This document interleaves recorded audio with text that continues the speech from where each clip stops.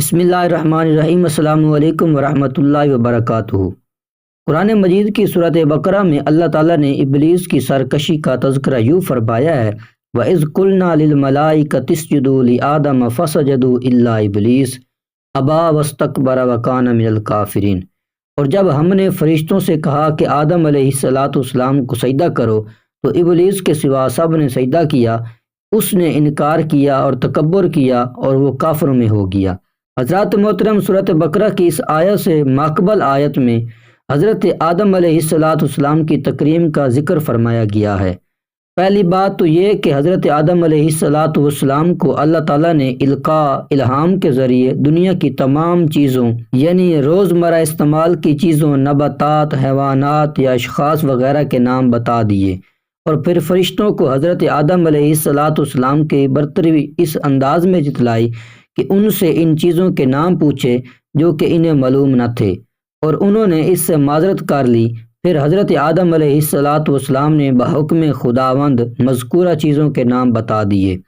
حضرت آدم علیہ السلام کی اس علمی فضیلت کے بعد دوسری تکریم یہ فرمائی کہ فرشتوں کو آدم علیہ السلام کے آگے سجدہ کرنے کا حکم فرما دیا۔ یہ سجدہ دراصل تکریمی تھا۔ سجدہ کے معنی ہیں خضوع اور تذلیل کے۔ اس کے انتہا ہے زمین پر پیشانی کا ٹکا دینا۔ یہ سجدہ شریعت اسلامیہ میں اللہ تعالیٰ کے سوا کسی کے لیے جائز نہیں ہے۔ نبی کریم صلی اللہ تعالی علیہ وآلہ وسلم کا مشہور فرمان ہے کہ اگر سجدہ کسی اور کے لیے جائز ہوتا تو میں عورت کو حکم دیتا کہ وہ اپنے خاوند کو سجدہ کرے۔ تاہم فرشتوں نے اللہ کے حکم پر حضرت آدم علیہ السلام کو سجدہ کیا، جس سے ان کی تکریم و فضیلت فرشتوں پر واضح کر دی گئی، کیونکہ یہ سجدہ اکرام و تعظیم کے طور پر تھا، نہ کہ عبادت کے طور پر، اور اب تعظیماً بھی سجدہ کسی کو جائز نہیں۔ تو اس سے یہ بات ثابت ہوئی کہ اس وقت اللہ کے فرمان پر حضرت آدم علیہ السلام کو سجدہ نہ کرنے والا اور شریعت محمدیہ صلی اللہ علیہ وسلم کی تصریحات کے بعد اللہ کے سوا کسی کو بھی سجدہ کرنے والا دونوں بدبخت ہیں اور عبرتناک انجام سے دوچار ہوں گے۔ ابلیس نے اس سجدے سے انکار کیا اور روندہ درگاہ ہو گیا۔ ابلیس حسب صراحت قرآن جنات میں سے تھا، لیکن اللہ تبارک و تعالیٰ نے اسے اعزاز فرشتوں میں شامل کر رکھا تھا، اس لیے بحکم الہی اس کے لیے بھی سجدہ کرنا ضروری تھا، لیکن اس نے حسد اور تکبر کی بنا پر سجدہ سے انکار کر دیا۔ گویا حسد اور تکبر وہ گناہ ہیں جن کا ارتکاب دنیا انسانیت میں سب سے پہلے کیا گیا اور اس کا مرتکب ابلیس تھا۔ اس طرح سورۃ الاعراف میں فرمایا، اور ہم نے تم کو پیدا کیا، پھر ہم ہی نے تمہاری صورت بنائی، پھر ہم نے فرشتوں سے کہا کہ آدم کو سجدہ کرو، سو سب نے سجدہ کیا بجز ابلیس کے، وہ سجدہ کرنے والوں میں شامل نہ ہوا۔ اللہ تبارک و تعالیٰ نے فرمایا، تو جو سجدہ نہیں کرتا تو تجھ کو اس سے کون امر مانے ہے؟ جب میں تجھ کو امر دے چکا، کہنے لگا میں اس سے بہتر ہوں۔ آپ نے مجھ کو آگ سے پیدا کیا ہے اور اس کو آپ نے خاک سے پیدا کیا ہے۔ اللہ تبارک و تعالیٰ نے فرمایا، تو آسمان سے اتر، تجھ کو کوئی حق حاصل نہیں کہ تو آسمان میں رہ کر تکبر کرے، سو نکل جا، بے شک تو ذلیلوں میں سے ہے۔ ابلیس ملعون نے جب حضرت آدم علیہ السلام کو اللہ تبارک و تعالیٰ کے حکم کے مطابق سجدہ نہ کر کے خدا تعالیٰ کے فرمان سے سرتابی کی تو اللہ تعالیٰ نے اسے جنت سے نکال دیا اور اسے قیامت تک کے لیے مردود قرار دے دیا۔ یہ دنیا کا سب سے پہلا نافرمان ہے اور سب سے آخر تک اس نے نافرمانی کا مرتکب ہوتے رہنا ہے۔ اس کی نافرمانی کا ذکر قرآن مجید کی سورۃ صاد میں بھی ملاحظہ کیجیے۔ چنانچہ تمام فرشتوں نے سجدہ کیا مگر ابلیس نے نہ کیا، اس نے تکبر کیا اور وہ تھا کافروں میں سے۔ اللہ تبارک و تعالیٰ نے فرمایا، اے ابلیس، تجھے کس چیز نے روکا کہ تو اسے سجدہ کرے جسے میں نے اپنے ہاتھوں سے پیدا کیا؟ کیا تو کچھ گھمنڈ میں آ گیا ہے یا تو بڑے درجے والوں میں سے ہے؟ اس نے جواب دیا کہ میں اس سے بہت بہتر ہوں، تو نے مجھے آگ سے بنایا اور اسے مٹی سے بنایا ہے۔ ارشاد ہوا کہ تو یہاں سے نکل جا، تو مردود ہوا اور تجھ پر قیامت کے دن تک میری لعنت و پھٹکار ہے۔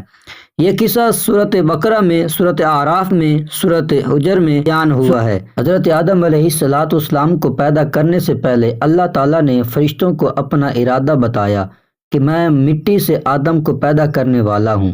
جب میں اس کو پیدا کر دوں تو تم سب اسے سجدہ کرنا، تاکہ میری فرما برداری کے ساتھ ہی حضرت آدم علیہ السلام کی شرافت و بزرگی کا بھی اظہار ہو جائے۔ بس تمام فرشتوں نے تعمیل ارشاد کی، ہاں ابلیس اس سے رکا، یہ فرشتوں کی جنس میں سے تھا ہی نہیں بلکہ جنات میں سے تھا۔ تبھی خباثت اور جبلی سرکشی ظاہر ہو گئی۔ سوال ہوا کہ اتنی معزز مخلوق کو جسے میں نے اپنے ہاتھوں سے بنایا، تو نے میرے فرمان کے باوجود سجدہ کیوں نہ کیا؟ یہ تکبر اور سرکشی کیسی؟ تو کہنے لگا کہ میں اس سے افضل و اعلیٰ ہوں، کہاں آگ اور کہاں مٹی۔ اس خطا کار نے اس کے سمجھنے میں غلطی کی اور خدا تعالیٰ کے حکم کی مخالفت کی وجہ سے غارت ہو گیا۔ حکم ہوا کہ میرے سامنے منہ جلا، میرے دربار میں تجھ جیسے نافرمانوں کی رسائی نہیں۔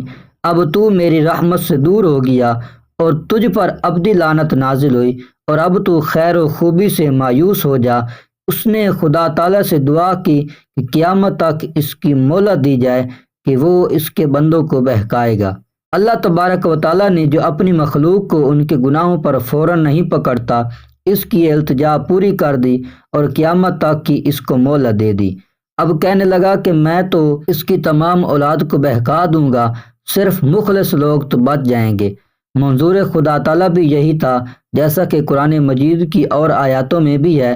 مثلاً سورۃ سعد کی مذکورہ آیات کے آخر میں ہے، اللہ تبارک و تعالیٰ نے ابلیس سے فرمایا، یہ ہیں کہ میں خود حق ہوں اور میری بات بھی حق ہی ہوتی ہے، اور ایک روایت میں ان سے یوں مروی ہے کہ حق میری طرف سے ہے اور میں حق ہی کہتا ہوں۔ اور نے دونوں لفظ زبر سے پڑھے ہیں۔ صدی کہتے ہیں کہ یہ قسم ہے۔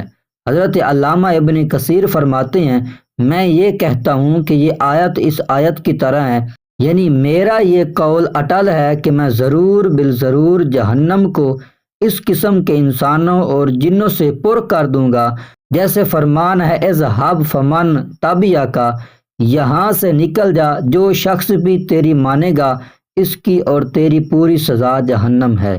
قرآن پاک کے اندر ہے کہ حکم سن کر فرشتوں نے سجدہ کیا، مگر ابلیس نے سجدہ نہ کیا۔ اس نے اس بات سے انکار کیا کہ وہ سجدہ کرنے والوں میں شامل ہو۔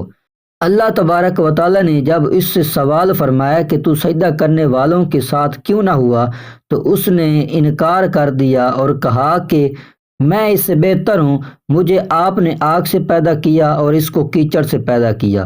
ابلیس ملعون نے نہ صرف یہ کہ حکم کی تعمیل نہ کی، بلکہ اللہ تبارک و تعالیٰ کے حکم کو غلط بتایا اور اعتراض کر بیٹھا کہ آپ نے افضل کو حکم دیا کہ غیر افضل کو سجدہ کرے، یہ حکمت کے خلاف ہے۔ اس نے اپنے خیال میں آگ کو مٹی سے افضل سمجھا، اس لیے جو آگ سے پیدا ہوا ہے اس کو بھی مٹی سے پیدا شدہ شخص سے افضل سمجھ لیا۔ آگ کو مٹی سے افضل سمجھنا ہی اول تو غلط ہے۔ آگ میں فساد زیادہ ہے، صلاح کم ہے، اور مٹی میں سراپا خوبی ہے جو نافع ہی نافع ہے، اور سب سے بڑی جو خوبی کی چیز مٹی میں ہے وہ تواضع اور فروتنی ہے۔ پھر کام کی چیزیں سب زیادہ زمین سے نکلتی ہیں، انسانوں اور جنوں کے رہنے کی جگہ بھی زمین میں ہی ہے، ہرے بھرے باغ کھیتیاں سب زمین سے ہی پیدا ہوتی ہیں، اور بہت سی وجوہ سے مٹی کو آگ پر فضیلت حاصل ہے۔ پھر مومن بندے کا کام یہ ہے کہ وہ بات مانے، حکم کی تعمیل کرے، اگرچہ اپنی سمجھ کے خلاف ہی ہو۔ حکم عالی سن کر اس میں حجت نکالنا کبر اور نافرمانی ہے۔ اللہ جل شانہ نے فرمایا، ابا واستکبر وکان من الکافرین، یعنی ابلیس نے حکم ماننے سے انکار کیا اور تکبر کیا، اور وہ پہلے ہی سے اللہ کے علم میں کافروں میں سے تھا۔ اور بعض مفسرین نے یہ بھی لیا ہے کہ یعنی وہ اب اللہ تعالیٰ پر اعتراض کر کے کافر ہو گیا۔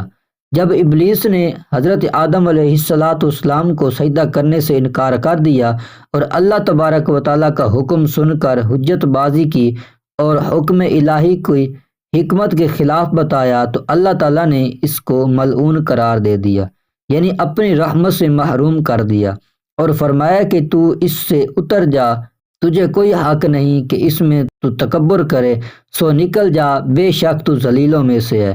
اور فرمایا کہ تو اس سے نکل جا، کیونکہ بے شک تو مردود ہے، اور بے شک تجھ پر قیامت کے دن تک میری لعنت رہے گی۔